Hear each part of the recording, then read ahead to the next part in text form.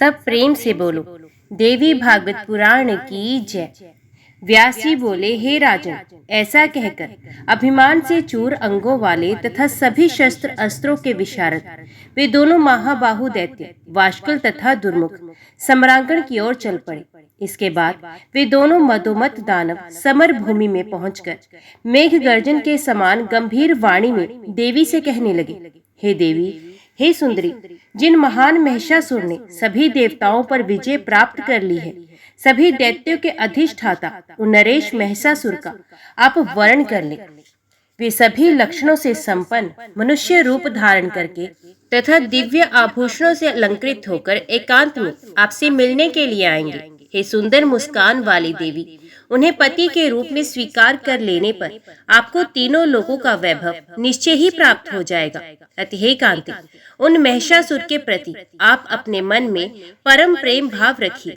हे कोकिल भाषिणी, महान पराक्रमी महिषासुर को अपना पति बनाकर आप स्त्रियों के लिए अभिष्ट अद्भुत सांसारिक सुख प्राप्त करेंगी।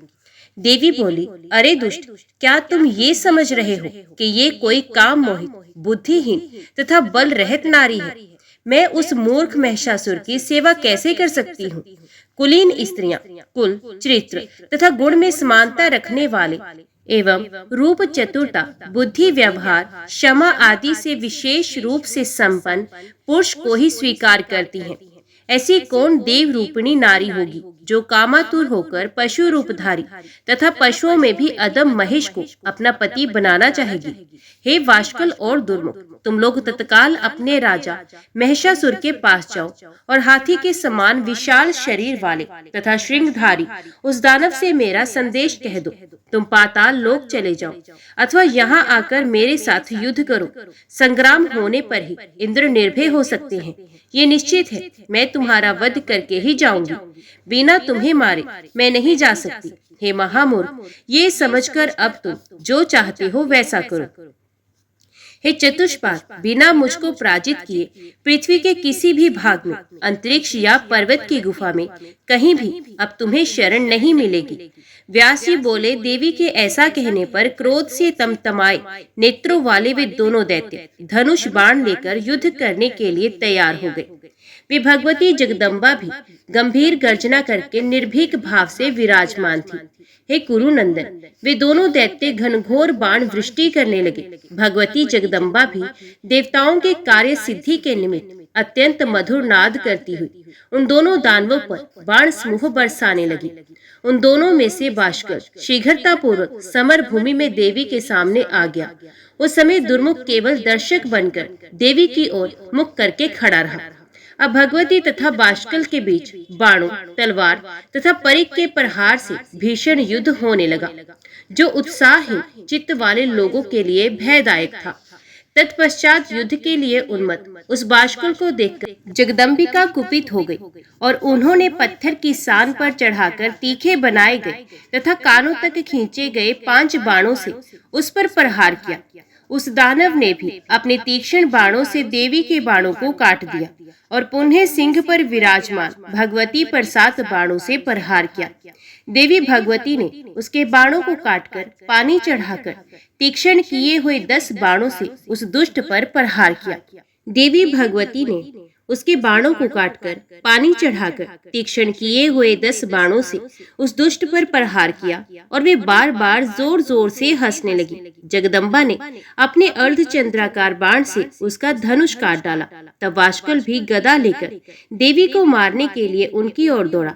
अभिमान में चूर उस दानव को हाथ में गदा लिए आता हुआ देखकर देवी चंडिका ने अपनी गदा के प्रहार से उसे धराशायी कर दिया।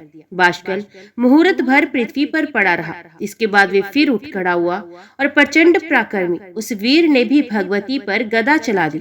उस दैत्य को सामने आते देखकर भगवती ने कुपित होकर वाष्कल के वक्ष स्थल पर त्रिशूल से प्रहार किया, जिससे वे गिर पड़ा और मर गया। वाष्कल के गिरते ही उस दुरात्मा की सेना भाग गई और आकाश मंडल में विद्यमान देवता प्रसन्नता पूर्वक भगवती की जय जयकार करने लगे। उस दैत्य के मार दिए जाने पर महाबली दुर्मुख क्रोध में आंखें लाल किए रणभूमि में देवी के समक्ष आया। उस समय वे वैभवशाली दैत्य अरि अबले ठहरो ठहरो ऐसा बार बार कहते हुए धनुष बाण धारण करके कवच पहने हुए रथ पर सवार था। उस दानव को अपनी ओर आते देखकर देवी ने शंख ध्वनि की और उसे कुपित करती हुई वे अपने धनुष की टंकार करने लगी। दुर्मुख भी बड़ी तेजी से सर्प के समान विषैले तीक्ष्ण बाण छोड़ने लगा। तब महामाया ने अपने बाणों से उन बाणों को काट डाला और वे गर्जन करने लगी। हे राजन, बाण शक्ति, गदा, मुसल और तोमर आदि के प्रहार से उन दोनों में परस्पर भयंकर युद्ध होने लगा। उस समय रणभूमि में रुधिर की नदी बह चली। उसके तट पर गिरे हुए मस्तक इस प्रकार सुशोभित हो रहे थे मानो वैतरणी पार करने के लिए तैरना सीखने वाले यमदूतों के द्वारा प्रसन्नता पूर्वक तुम्बी फल लाकर रख दिए हों।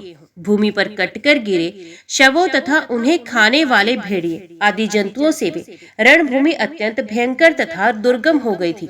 सियार, कुत्ते, कोए, कंक, अयोमुख नामक पक्षी, गिद्ध और बाज उन दुष्ट दानवों के शरीर को नोच नोच कर खा रहे थे।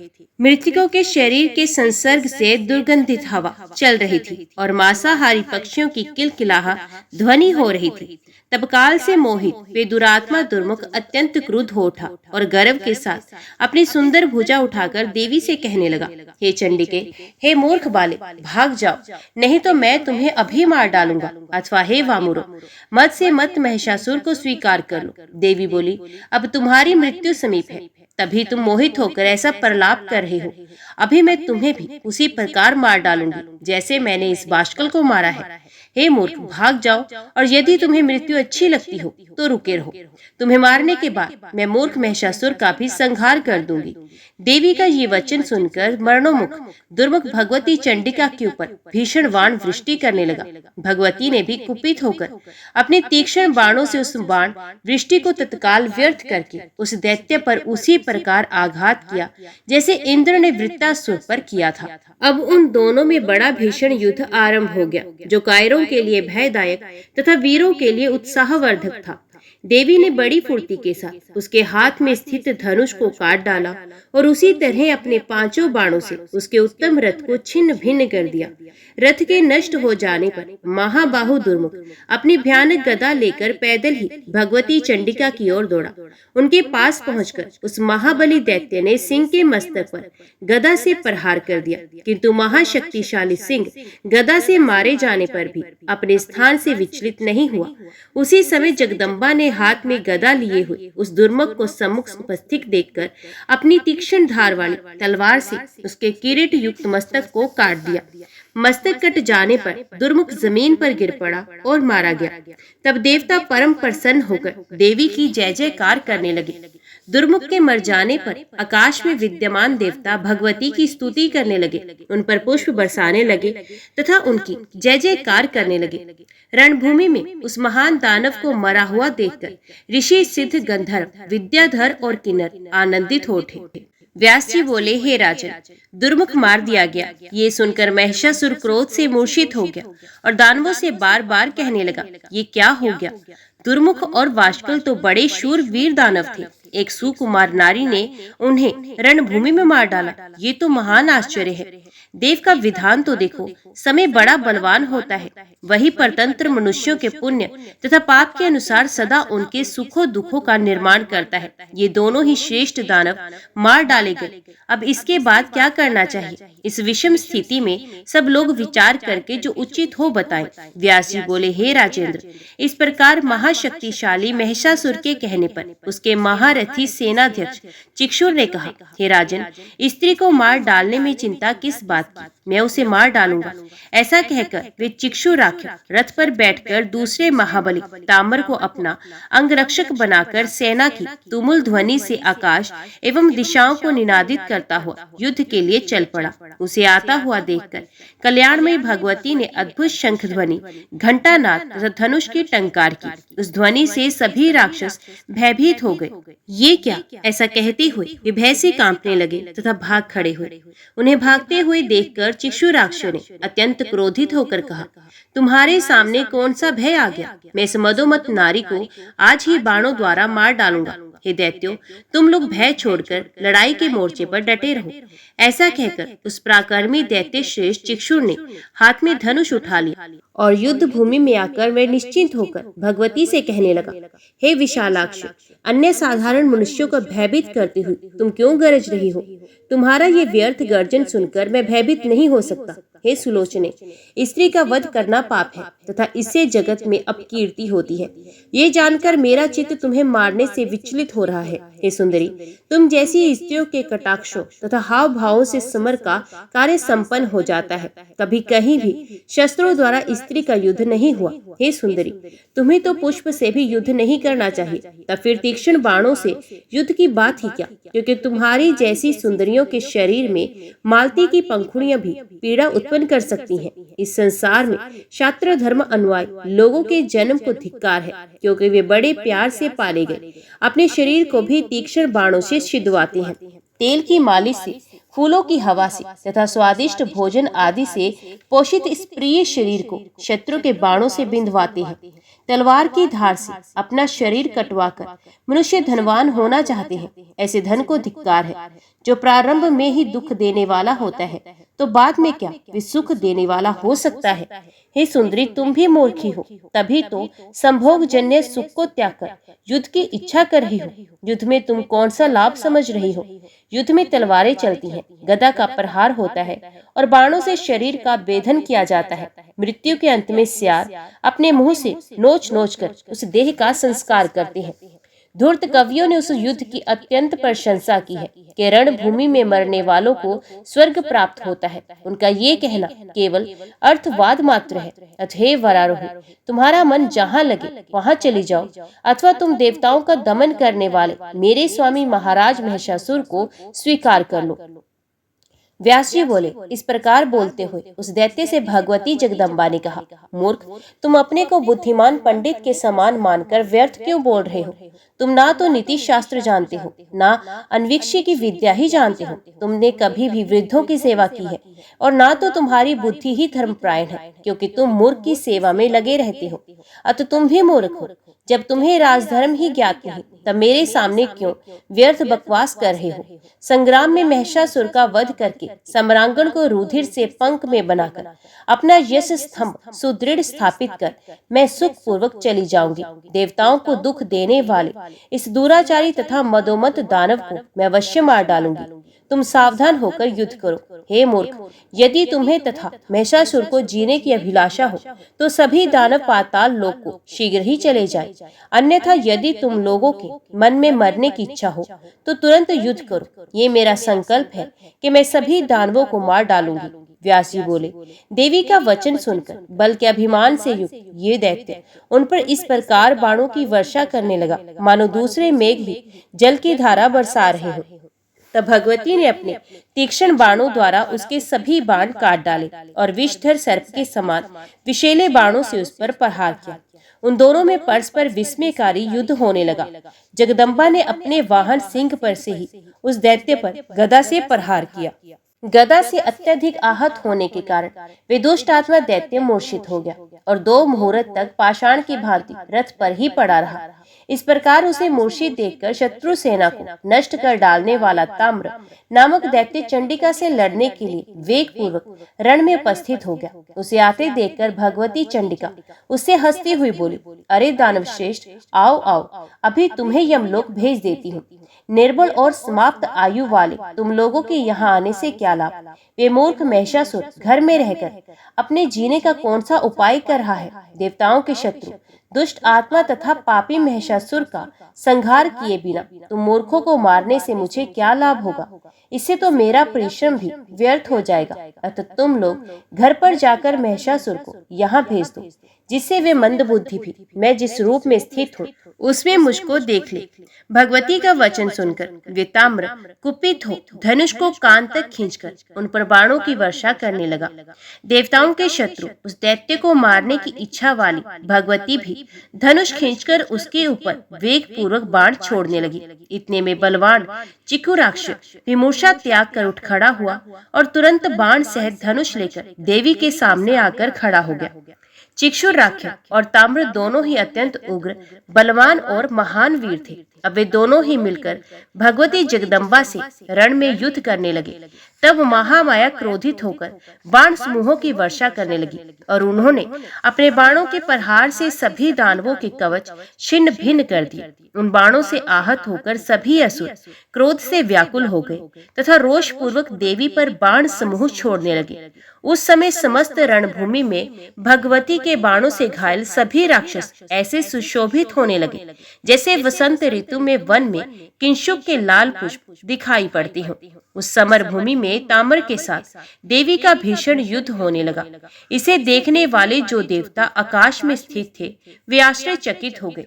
उसी समय ताम्र ने लोहे का बना हुआ एक सुदृढ़ तथा भयंकर मूसल लेकर देवी के सिंह के सर पर प्रहार किया और वे जोर से हंसने तथा गरजने लगा। तब उसे गरजता हुआ देखकर भगवती क्रोधित हो गई और उन्होंने तुरंत अपनी तेज धार वाली तलवार से उसका मस्तक काट डाला। सर कट जाने पर भी वे मस्तक विहीन बलशाली ताम्र मूसल लिए हुए कुछ क्षण तक घूमता रहा। इसके बाद वे समरांगण में गिर पड़ा। ताम्र को गिरा हुआ देखकर महाबली चिक्षुराख्य खड्ग लेकर बड़े वेग से चंडिका की ओर झपटा। हाथ में तलवार लिए उस दानव को रण में अपनी ओर आते देखकर देवी ने भी तुरंत 5 बाणों से उस पर प्रहार किया। भगवती ने एक बाण से उसका खड्ग काट दिया, दूसरे से उसका हाथ काट दिया और अन्य बाणों से उसका मस्तक कंठ से अलग कर दिया। इस प्रकार युद्ध के लिए उन्मत्त रहने वाले उन दोनों क्रूर राक्षसों का वध हो गया। तब उन दोनों की सेना भयभीत होकर चारों दिशाओं में शीघ्रता पूर्वक भाग चली। उन दोनों दानवों को रण में मारा गया देखकर आकाश में विराजमान संपूर्ण देवता आह्लादित हो गए और प्रसन्नता पूर्वक भगवती की जय ध्वनि करते हुए फूलों की वर्षा करने लगे। ऋषि देवता गंधर्व वेताल सिद्ध और चारण वे सब देवी की जय, अंबिका देवी की जय ऐसा बार बार बोलने लगे। व्यास जी बोले, उस देवी ने चिक्षुराख्य तथा ताम्र का वध कर दिया। ये सुनकर महिषासुर को बड़ा विस्मय हुआ। अब उसने विशाल सेना से युक्त शस्त्रास्त्र लिए हुए तथा कवच धारण किए हुए असीलोमा, बीजालाख्य आदि प्रमुख युद्धोंत तथा महाबली दैत्यों को भगवती का वध करने के लिए भेजा। वहां पर उन्होंने सिंह के ऊपर विराजमान 18 भुजाओं से सुशोभित खड्ग तथा ढाल धारण की हुई दिव्य स्वरूप वाली भगवती को देखा। तब असीलोमा दैत्य के वध के लिए उदित देवी के पास जाकर विनयवंत होकर शांति पूर्वक उनसे हंसते हुए कहने लगा। असीलोमा बोला, हे देवी, सच्ची बात बताइए, आप यहाँ किस प्रयोजन से आई हैं? हे सुंदरी, इन निरपराध दैत्यों को आप क्यों मार रही हैं? इसका कारण बताइए। मैं अभी आपके साथ संधि करने को तैयार हूँ। हे वरारोह, स्वर्ण, मणि, रत्न और अच्छे अच्छे पात्र जो भी आप चाहती हैं उन्हें लेकर यहाँ से शीघ्र चले जाइए। आप युद्ध की इच्छा क्यों रखती हैं? महात्मा पुरुष कहते हैं कि युद्ध दुख तथा संताप को बढ़ाने वाला और संपूर्ण सुखों का विघातक होता है। मुझे महान आश्चर्य हो रहा है कि पुष्क का भी आघात ना सह सकने वाले अपने अत्यंत सुकोमल शरीर में आप शस्त्रों के आघात सहने के लिए क्यों तैयार हैं? चातुर्य का फल तो शांति और निरंतर सुख भोगना है। अत एकमात्र दुख के कारण स्वरूप इस संग्राम को आप क्यों करना चाहती हैं? इस संसार में सुख ग्रहण करना चाहिए और दुख का परित्याग करना चाहिए, यही सर्वमान्य नियम है। वे सुख भी नित्य और अनित्य के भेद से 2 प्रकार का कहा गया है। आत्मज्ञान संबंधी सुख को नित्य और भोग जनित सुख को अनित्य माना गया है। वेद और शास्त्र के तत्व का चिंतन करने वाले लोगों को चाहिए कि उस विनाशशील अनित्य सुख को त्याग दें। हे वरानने, यदि आप नास्तिक का मत स्वीकार करती हो तो भी इस यौवन को पाकर उत्तम से उत्तम सुखों का भोग करें। हे कृशोदरे, हे भामिनी, यदि परलोक के विषय में आप संदेह हो तो इस पृथ्वी पर ही सदाचार पूर्वक रहती हुई स्वर्गीय सुख प्राप्त करने में सदा तत्पर रहें। नहीं तो शरीर में ये यौवन अनित्य है ऐसा समझकर आपको सदा सत्कर्म करते रहना चाहिए। बुद्धिमान पुरुषों को चाहिए कि वे दूसरों को पीड़ित करने के कार्य त्याग दें, अतः बिना विरोध के धर्म, अर्थ और काम का सेवन करना चाहिए। इसलिए हे कल्याणी, आप अपनी बुद्धि धर्म कृत्य में लगाइए। हे अंबिके, आप हम दैत्यों को बिना अपराध के क्यों मार रही हैं? दया भाव पुरुष मात्र का शरीर है। अथ बुद्धिमान पुरुषों को चाहिए दया और सत्य की रक्षा करें। हे देवी, आप दानवों के संहार में अपना प्रयोजन बताएं। देवी बोली, हे महाबाहु, तुमने जो ये पूछा कि मैं यहाँ क्यों आई हूँ, उसे बताती हूँ और दानव वध का प्रयोजन भी बताती हूँ। हे दैत्य, मैं सदा साक्षी बनकर सभी प्राणियों के न्याय तथा अन्याय को देखती हुई सब लोगों में निरंतर विचरती रहती हूँ। मुझे ना तो कभी भोग विलास की इच्छा है, ना लोभ है और ना किसी के प्रति द्वेष भाव ही है। धर्म की मर्यादा रखने के लिए मैं संसार में विचरण करती हूँ। साधु पुरुषों की रक्षा करना, अपने इस व्रत का मैं सदा पालन करती हूँ। अनेक अवतार धारण करके मैं सज्जनों की रक्षा करती हूँ। जो असाधु है उनका संहार करती हूँ और वेदों का संरक्षण करती हूँ। मैं प्रत्येक युग में उन अवतारों को धारण करती रहती हूँ। दुराचारी महिषासुर देवताओं को मार डालने के लिए उदित है। ये जानकर मैं उसके वध के लिए इस समय यहाँ उपस्थित हुई हूँ। हे दानव, मैं इस दुराचारी तथा सुरद्रोही महाबली महेश को मार डालूंगी। अब तुम इच्छा अनुसार जाओ या रुको। मैंने तुमसे ये सब सच सच बता दिया। अथ जाकर अपने उस दुराचारी राजा महेश से कह दो, आप अन्य दैत्य को क्यों भेजते हैं?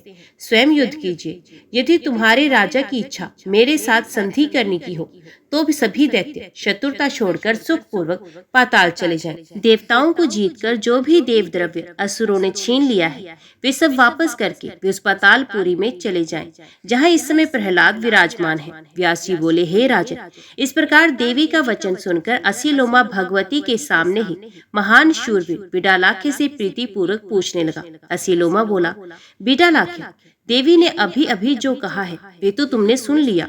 इस स्थिति में हमें संधि या विग्रह क्या करना चाहिए? बिडालाख्य बोला, युद्ध में मृत्यु को निश्चित जानते हुए भी हमारे अभिमानी महाराज संधि नहीं करना चाहते।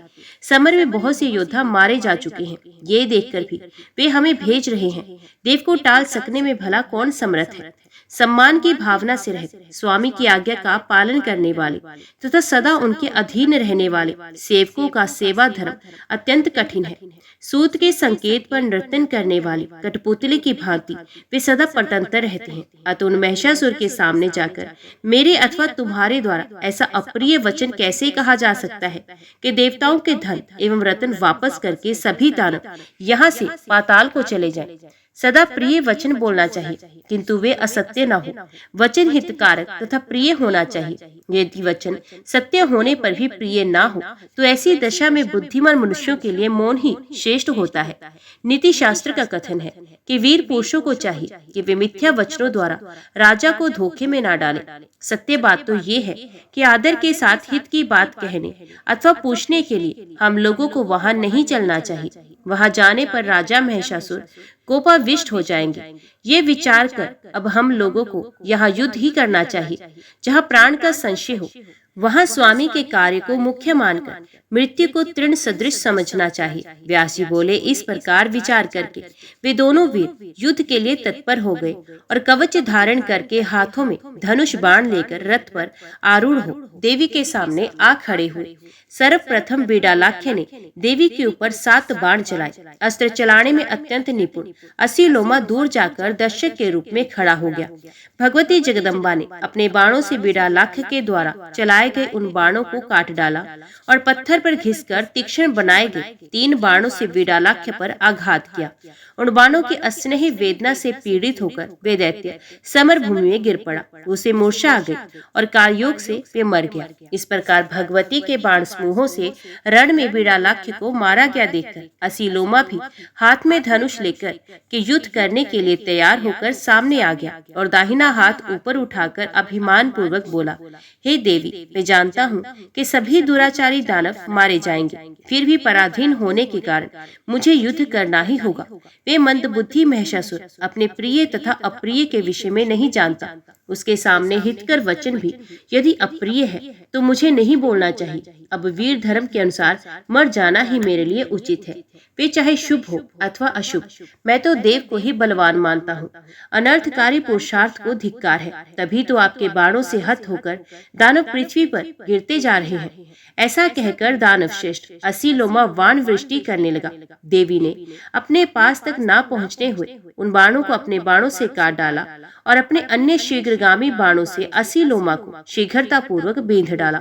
उस समय आकाश में स्थित देवताओं ने देखा कि भगवती का मुखमंडल क्रोध से भर उठा है। देवी के बाणों से बिंधे शरीर वाला तथा बहती हुई रुधिर की धार से युक्त वे दैत्य ऐसा सुशोभित हो रहा था मानो पुष्पित हुआ पलाश का वृक्ष हो। अब असीलोमा लोहे की बनी एक विशाल गदा लेकर बड़ी तेजी से चंडिका की ओर दौड़ा और क्रोध पूर्वक सिंह के सर पर उसने गदा से प्रहार कर दिया। परंतु देवी के सिंह ने उस बलवान दानव के द्वारा किए गए गदा प्रहार की कुछ भी परवाह न करके अपने नखों द्वारा उसके वक्षस्थल को फाड़ डाला। तब उस महाविकराल दैत्य ने हाथ में गदा लिए हुए बड़े वेग से उछलकर सिंह के मस्तक पर सवार हो भगवती के ऊपर गदा से प्रहार किया। हे राजन, उसके द्वारा किए गए प्रहार को रोककर देवी ने तेज धार वाली तलवार से उसका मस्तक गर्दन से अलग कर दिया। इस प्रकार मस्तक कट जाने पर वे दानवराज तुरंत गिर पड़ा। अब उस दुरात्मा की सेना में हाहाकार मच गया। हे राजन, देवी की जय हो, ऐसा कहकर देवतागण भगवती की स्तुति करने लगे। देवताओं की दुधंबियां बज उठी और किन्नरगण देवी का यशोगान करने लगे। मारे गए उन दोनों दैत्यों को सम्रांगण में गिरा हुआ देखकर शेष संपूर्ण सैनिकों को सिंह ने अपने पराक्रम द्वारा मार गिराया और कुछ दानवों को खा डाला और इस प्रकार उस युद्ध भूमि को दानवों से रहित कर दिया। कुछ अंग भंग हुए मूर्ख दानव दुखी होकर महिषासुर के पास पहुंचे और रक्षा कीजिए ऐसा कहते हुए वे चीखने और चिल्लाने लगे तथा रोने लगे। हे राजन, असीलोमा और बिडालाख्य दोनों ही मारे गए। हे राजन, अन्य जो भी सैनिक थे उन्हें सिंह खा गया। ऐसा कहते हुए उन्होंने राजा को दुख में डाल दिया। उनकी बात सुनकर महिषासुर खिन्न मस्तक चिंता से व्याकुल, उदास तथा दुखी हो गया। व्यास जी बोले, उन सैनिकों की बात सुनकर राजा महेश क्रोधित हो उठा और उसने सारथी से कहा, 1000 गधों से जुते हुए, ध्वजा तथा पताकाओं से सुशोभित, अनेक प्रकार के आयुधों से परिपूर्ण, सुंदर चक्कों तथा जुए से विभूषित तथा प्रकाशमान मेरा अद्भुत रथ तुरंत ले आओ। सारथी ने भी तत्क्षण रथ लाकर उससे कहा, हे राजन, सुसज्जित करके रथ ला दिया गया है जो द्वार पर खड़ा है। ये सभी आयुधों से सुसज्जित तथा उत्तम अस्त्रों से युक्त है। रथ के आने की बात सुनकर महाबली दानवराज महेश मनुष्य का रूप धारण करके युद्ध भूमि में जाने को तैयार हुआ। उसने अपने मन में सोचा कि यदि मैं अपने महिष रूप में जाऊंगा तो देवी मुझे रिंग युक्त महिष को देखकर अवश्य उदास हो जाएगी। स्त्री को सुंदर रूप और चातुर्य अत्यंत प्रिय होता है, अतः आकर्षक रूप तथा चातुर्य से संपन्न होकर मैं उसके पास जाऊंगा, जिससे मुझे देखते ही वे युक्ति प्रेम युक्त मोहित हो जाएगी। मुझे भी इसी स्थिति में सुख होगा, अन्य किसी स्वरूप से नहीं। मन में ऐसा विचार करके महाबली वे दानवेंद्र महेश रूप छोड़कर एक सुंदर पुरुष बन गया। ये सभी प्रकार के आयुध को धारण किए हुए वे ऐश्वर्य संपन्न था। ये सुंदर आभूषणों से अलंकृत था। उसने दिव्य वस्त्र धारण कर रखे थे, केयूर और हार पहने तथा हाथ में धनुष बाण धारण किए रथ पर बैठा हुआ वे कांतिमान दैत्य दूसरे कामदेव के समान लग रहा था। माननीय सुंदरियों का भी मन हर लेने वाला ऐसा सुंदर रूप बनाकर वे मधुमत दैत्य अपनी विशाल सेना के साथ देवी की ओर चला। अनेक वीरों से घिरे हुए उस दैत्य राज महिषासुर को आया हुआ देखकर देवी ने अपना शंख बजाया। लोगों को आश्चर्यचकित कर देने वाली उस शंख ध्वनि को सुनकर भगवती के पास आकर वे दैत्य हंसता हुआ उनसे कहने लगा, हे देवी, इस परिवर्तनशील जगत में रहने वाला व्यक्ति, वे स्त्री अथवा पुरुष चाहे कोई भी हो, सब प्रकार से सुख ही चाहता है। इस लोक में सुख मनुष्यों को संयोग में ही प्राप्त होता है, वियोग में सुख होता ही नहीं। संयोग भी अनेक प्रकार का होता है। मैं उन भेदों को बताता हूँ, सुनो। कहीं उत्तम प्रीति के कारण संयोग हो जाता है और कहीं स्वभावत संयोग हो जाता है। इनमें सर्वप्रथम मैं प्रीति से उत्पन्न होने वाले संयोग के विषय में अपनी बुद्धि के अनुसार बता रहा हूँ। माता पिता का पुत्र के साथ होने वाला संयोग उत्तम कहा गया है। भाई का भाई के साथ संयोग किसी प्रयोजन से होता है, अतः मध्यम माना गया है। उत्तम सुख प्रदान करने के कारण पहले प्रकार के संयोग को उत्तम तथा उससे कम सुख प्रदान करने के कारण दूसरे प्रकार के संयोग को मध्यम कहा गया है। विविध विचारों से युक्त चित्त वाले तथा प्रसंगवश एकत्रित नौका में बैठे हुए लोगों के मिलने को विद्वानों ने स्वाभाविक संयोग कहा है।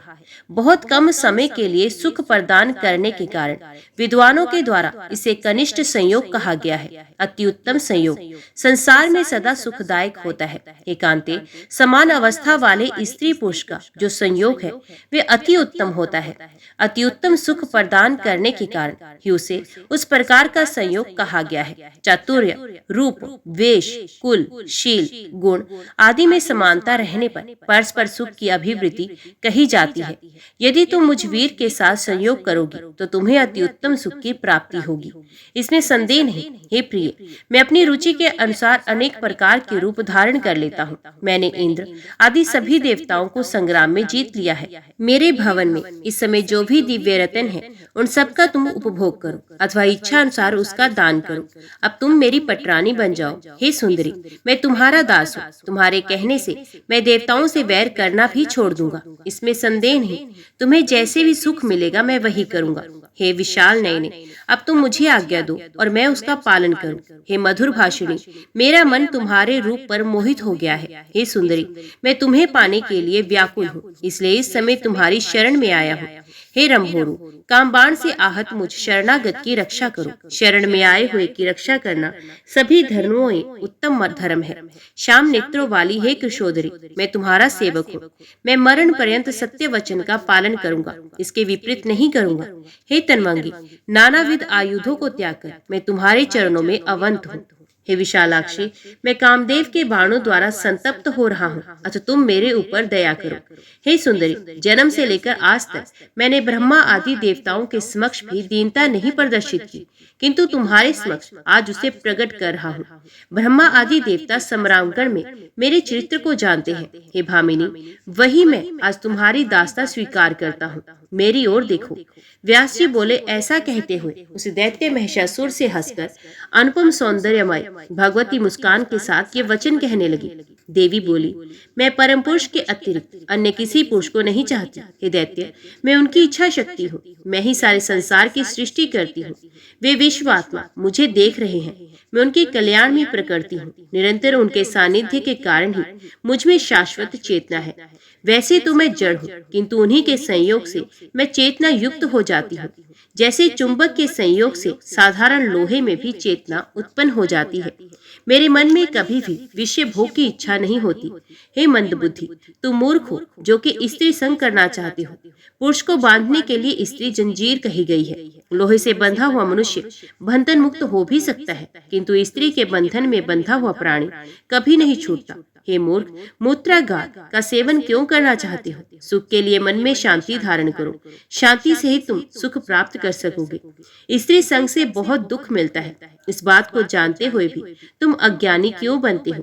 तुम देवताओं के साथ वैर भाव छोड़ दो और पृथ्वी पर इच्छा अनुसार विचरण करो। यदि जीवित रहने की तुम्हारी अभिलाषा हो तो पाताल लोक चले जाओ अथवा मेरे साथ युद्ध करो। इस समय मुझ में पूर्ण शक्ति विद्यमान है। हे दानव, सभी देवताओं ने तुम्हारा नाश करने के लिए मुझे यहाँ भेजा है। मैं तुमसे ये सत्य कह रही हूँ। तुमने वाणी द्वारा सौहार्दपूर्ण भाव प्रदर्शित किया है, अतः मैं तुम्हारे ऊपर प्रसन्न हूँ। अब तुम जीवित रहते ही सुखपूर्वक यहाँ से चले जाओ। केवल 7 पग साथ चलने पर ही सज्जनों में मैत्री हो जाती है। इसी कारण मैं तुम्हें जीवित छोड़ दे रही हूँ। हे वीर, यदि मरने की ही इच्छा हो तो तुम मेरे साथ आनंद से युद्ध कर सकते हो। हे महाबाहो, मैं तुम्हें युद्ध में मार डालूंगी, इसमें कोई संशय नहीं। व्यास जी बोले। भगवती का ये वचन सुनकर काम से मोहित दानव मधुर वाणी में मीठी बातें करने लगा। हे सुंदरी, कोमल सुंदर अंगों वाली तथा पुरुषों को मोह लेने वाली तुझ युवती के ऊपर प्रहार करने में मुझे भय लगता है। हे कमल लोचने, विष्णु शिव आदि बड़े बड़े देवताओं और सब लोकपालों पर विजय प्राप्त करके क्या अब तुम्हारे साथ मेरा युद्ध करना उचित होगा? हे सुंदर अंगों वाली, यदि तुम्हारी इच्छा हो तो मेरे साथ विवाह कर लो और मेरा सेवन करो, अन्यथा तुम जहाँ से आई हो उसी देश में इच्छा अनुसार चली जाओ। मैं तुम्हारे साथ मित्रता कर चुका हूँ, इसलिए तुम पर प्रहार नहीं नहीं करूंगा। ये मैंने तुम्हारे लिए हितकर तथा कल्याणकारी बात बताई है, इसलिए तुम सुख पूर्वक यहाँ से चली जाओ। सुंदर नेत्रों वाले, तुझ रमणी का वध करने से मेरी कौन सी गरिमा बढ़ जाएगी। स्त्री हत्या, बाल हत्या और ब्रह्म हत्या का पाप बहुत ही जघन्य होता है। हे वरानने, वैसे तो मैं तुम्हें बलपूर्वक पकड़कर अपने घर निश्चित रूप से ले जा सकता हूँ, किंतु बल प्रयोग से मुझे सच्चा सुख नहीं मिलेगा। उसमें भोग सुख कैसे प्राप्त हो सकता है। अतएव हे सुकेशी, मैं बहुत विनीत भाव से तुमसे कह रहा हूँ कि जैसे पुरुष को अपनी प्रिया के मुख कमल के बिना सुख नहीं मिलता, उसी प्रकार स्त्रियों को भी पुरुष के बिना सुख नहीं मिलता। संयोग से सुख उत्पन्न होता है और वियोग में दुख। तुम सुंदर, रूपवती और सभी आभूषणों से अलंकृत हो। ये सब होते हुए भी तुझ में चतुरता क्यों नहीं है, जिसे तुम मुझे स्वीकार नहीं कर रही हो। इस तरह भोगों को छोड़ देने का परामर्श तुम्हें किसने दिया है। हे मधुर भाषिणी, ऐसा करके किसी शत्रु ने तुम्हें धोखा दिया है। हे कांते, अब तुम ये आग्रह छोड़ दो और अत्यंत सुंदर कार्य करने में तत्पर हो जाओ। विवाह संपन्न हो जाने पर तुम्हें और मुझे दोनों को सुख प्राप्त होगा। विष्णु लक्ष्मी के साथ, ब्रह्मा सावित्री के साथ, शंकर पार्वती के साथ तथा इंद्र शची के साथ रहकर ही सुशोभित होते हैं। पति के बिना कौन सी स्त्री चिरस्थायी सुख प्राप्त कर सकती है। हे सुंदरी, कौन सा ऐसा कारण है जिसे तुम मुझ जैसे उत्तम पुरुष को अपना पति नहीं बना रही हो। हे कांति, ना जाने मंदबुद्धि कामदेव इस समय कहाँ चला गया, जो अपने अत्यंत कोमल तथा मादक पंचबाणों से तुम्हें आहत नहीं कर रहा है। हे सुंदरी, मुझे तो लगता है कि कामदेव ही तुम्हारे ऊपर दयालु हो गया है और तुम्हें अबला समझते हुए वे अपने बाण नहीं छोड़ रहा है। हे तिरछी चितवन वाली सुंदरी, संभव है उस कामदेव को भी मेरे साथ कुछ शत्रुता हो, इसलिए वे तुम्हारे ऊपर बाण ना चलाता हो। अथवा ये भी हो सकता है कि मेरे सुख का नाश करने वाले मेरे शत्रु देवताओं ने उस कामदेव को मना कर दिया हो, इसलिए वे तुम्हारे ऊपर अपने बाणों से प्रहार नहीं कर रहा है। हे मृग शावक के समान नेत्रों वाले, मुझे त्याग कर तुम मंदोदरी की भांति पश्चाताप करोगी। हे तनवंगे, पति रूप में प्राप्त सुंदर तथा अनुकूल राजा का त्याग करके बाद में वे मंदोदरी जब कामार्थ तथा मोह से व्याकुल अंतकरण वाली हो गई, तब उसने एक धूर्त को अपना पति बना लिया था। व्यास जी बोले, हे महाराज, उसका ये वचन सुनकर भगवती ने उस दानव से पूछा, वे स्त्री मंदोदरी कौन थी और वे राजा कौन था जिसे उसने त्याग दिया था। बाद में उसने जिसे पति बनाया वे धूर्त राजा कौन था। उस स्त्री को पुनः जिस प्रकार दुख मिला हो वे कथानक विस्तार पूर्वक बताओ। महिषासुर बोला, पृथ्वी तल पर विख्यात सिंघल नामक एक देश है। उसमें बहुत से घने घने वृक्ष हैं और वे धन धान्य से समृद्ध है। वहाँ चंद्रसेन नाम का राजा राज्य करता था, जो बड़ा धर्मात्मा, शांत स्वभाव, प्रजा पालन में तत्पर, न्याय पूर्वक शासन करने वाला, सत्यवादु, मृदी स्वभाव वाला, वीर सहिष्णु, नीति शास्त्र का सागर, शास्त्रवेता, सब धर्मों का ज्ञाता और धनुर्वेद में अत्यंत प्रवीण था। उसकी भार्या भी रूपवती, सुंदरी, सौभाग्यशालिनी, सद्गुणी, सदाचारिणी, अत्यंत सुंदर मुख वाली, पति भक्ति में लीन रहने वाली, मनोहर और सभी उत्तम लक्षणों से संपन्न थी। उसका नाम गुणवती था। उसने प्रथम गर्भ से एक अति सुंदर कन्या को जन्म दिया। उस मनोरम कन्या को पाकर पिता बहुत ही प्रसन्न हुए और उन्होंने बड़े हर्ष के साथ उसका नाम मंदोदरी रखा। वे कन्या चंद्रमा की कला के समान दिन प्रतिदिन बढ़ने लगी। अत्यंत मनोहारिणी वे कन्या जब 10 वर्ष की हुई तब उसके वर के लिए राजा चंद्रसेन प्रतिदिन चिंतित रहने लगे। उस समय मद्र देश के अधिपति सुधनवा नाम वाले एक पराक्रमी नरेश थे। कंबुग्रीव नाम से अति विख्यात उनका एक पुत्र था जो बहुत मेधावी था।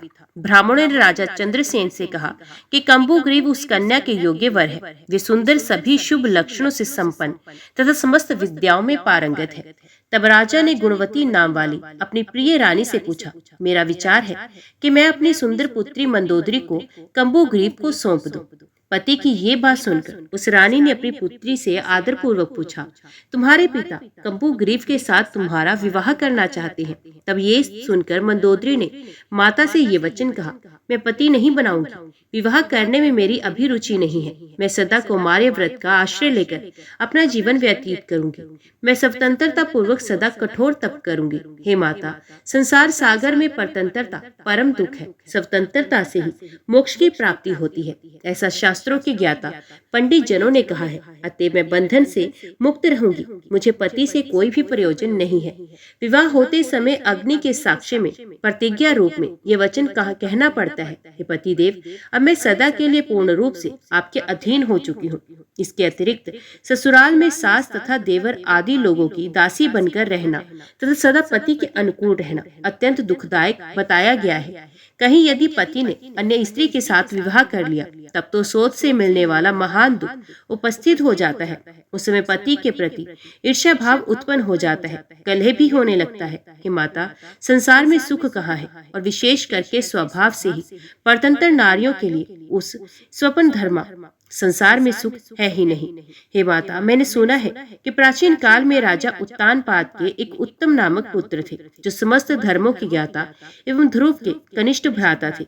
उन्होंने अपनी धर्मनिष्ठ पतिव्रता पति के प्रति भक्ति भाव रखने वाली प्रिय तथा सुंदर पत्नी को बिना किसी अपराध के ही वन में छोड़ दिया था। पति के रहते हुए भी इस प्रकार के अनेक दुख स्त्री को सहने पड़ते हैं। देवयोग से उसकी मृत्यु हो जाने पर स्त्री को विधवा बनकर दुख उठाना पड़ता है, क्योंकि वैधव्य परम दुखमय होता है तथा नानाविध शोक एवं संताप उत्पन्न करता रहता है। पति के परदेश चले जाने पर कामदेव की अग्नि में जलती हुई स्त्री को घर में अत्यधिक दुख सहना पड़ता है, तो फिर उसे पति संग जनित क्या सुख प्राप्त हुआ। अतः मेरा तो यही मत है कि स्त्री को विवाह कभी नहीं करना चाहिए। पुत्री के ऐसा कहने पर उसकी माता ने अपने पति से कहा, कुमार व्रत धारण करने की इच्छा वाली ये राजकुमारी पति की कामना नहीं करती है। संसार में विरक्त रहकर वे सदा व्रत और जप में तत्पर रहना चाहती है। पति संग जनित अनेक दोषों को जानने वाली ये कन्या विवाह नहीं करना चाहती। अपनी भार्या की बात सुनकर राजा चंद्रसेन भी चुप रह गए। अपनी पुत्री को विवाह की इच्छा से रहित भाव वाली जानकर राजा ने भी उसका विवाह नहीं किया। वे मंदोदरी भी माता पिता के द्वारा भली भांति रक्षित होती हुई घर पर ही रहने लगी। कुछ समय पश्चात नारियों में कामोत्तेजना उत्पन्न करने वाले यौवन संबंधी लक्षण उसमें विकसित होने लगे। उस समय उसकी सखियों ने विवाह के लिए उसे बार बार प्रेरित किया। फिर विज्ञान तत्व की बातें कहकर वे मंदोदरी पति बनाने के लिए तैयार नहीं हुई। एक दिन सुंदर मुख वाली वे कन्या अपनी दासियों के साथ बहुत से वृक्षों से सुशोभित उद्यान में आनंद पूर्वक विहार करने के लिए गई। उस कृषोद्री ने वहां पुष्पित लताओं को देखा और अपनी सखियों के साथ पुष्प चुनती हुई वे वहीं पर क्रीड़ा विहार करने लगी। उसी समय उस मार्ग से संयोगवश कौशल नरेश वीर सेन आ गए। वे महान शूरवीर तथा बहुत विख्यात थे। वे रथ पर अकेले ही आरूढ़ थे तथा उनके साथ कुछ सेवक भी थे और सेना उनके पीछे धीरे धीरे चली आ रही थी। तभी उसकी सखियों ने दूर से ही राजा को देख लिया और उनमें से किसी युवती ने मंदोदरी से कहा, विशाल भुजाओं वाला रूपवान तथा दूसरे कामदेव के समान एक पुरुष रथ पर सवार होकर इस मार्ग से चला आ रहा है। मैं तो ये मानती हूँ कि यहाँ भाग्यवश कोई राजा ही आ गया है। ये युवती ऐसा कह रही थी कि इतने में कौशल नरेश वीरसेन वहां आ गए।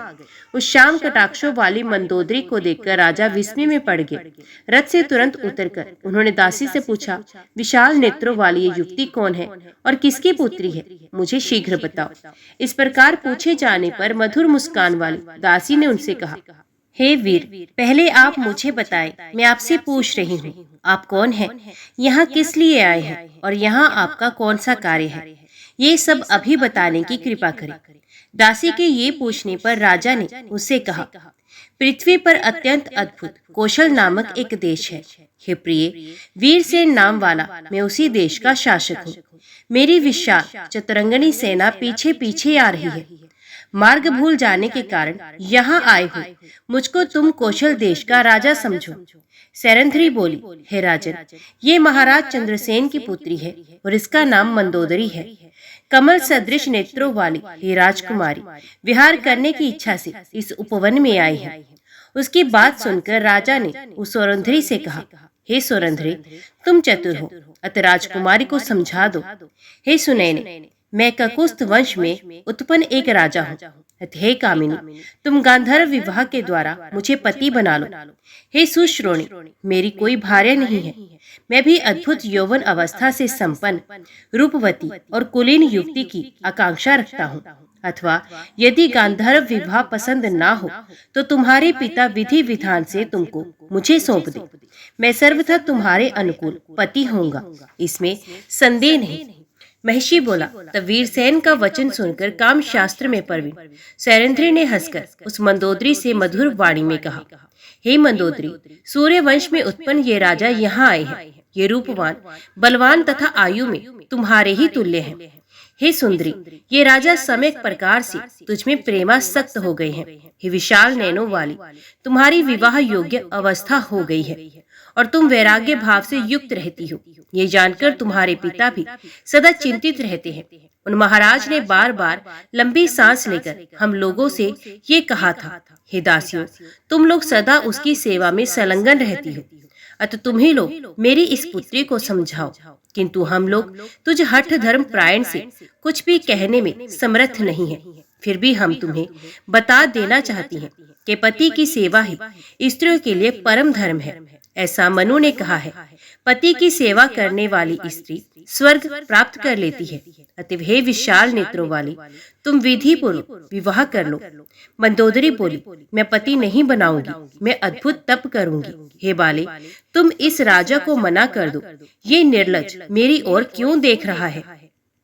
सैरंध्री बोली, हे देवी, ये कामदेव अजय है तथा काल का अतिक्रमण भी अत्यंत कठिन है। अतएव हे सुंदरी, तुम मेरे इस कल्याणकारी वचन को मान लेने की कृपा करो, अन्यथा तुम्हारे ऊपर कभी न कभी संकट अवश्य पड़ेगा। ये मेरा दृढ़ विश्वास है। उसकी ये बात सुनकर राजकुमारी ने उस सखी से कहा, हे परिचारिके, देवयोग से जो भी होने वाला है वे हो, किंतु मैं विवाह बिल्कुल नहीं करूंगी, इसमें संदेह नहीं। महर्षि बोला। उस राजकुमारी का निश्चित विचार जानकर सैरंध्री ने राजा से पुनः कहा, हे राजन, आप इच्छानुसार यहाँ से जा सकती हैं। ये राजकुमारी उत्तम पति बनाना नहीं चाहती। उसकी बात सुनकर राजा वीरसेन उदास हो गए और उस राजकुमारी के प्रति आसक्ति रहित होकर अपनी सेना के साथ कौशल देश के लिए प्रस्थित हो गए। जय मां भगवती, जय मां दुर्गा। आज की वीडियो में इतना ही। उम्मीद करती हूँ वीडियो आपको पसंद आई होगी। वीडियो पसंद आई हो तो वीडियो को लाइक और चैनल को सब्सक्राइब जरूर कीजिएगा। जय माता दी लिखकर कमेंट बॉक्स में अपनी हाजिरी और अपने सुझाव देना ना भूलिएगा। तो मिलते हैं अगली कथा अगले अध्याय के साथ। तब तक के लिए देखते व सुनते रहिए। जय मां कंजक, जय माता दी।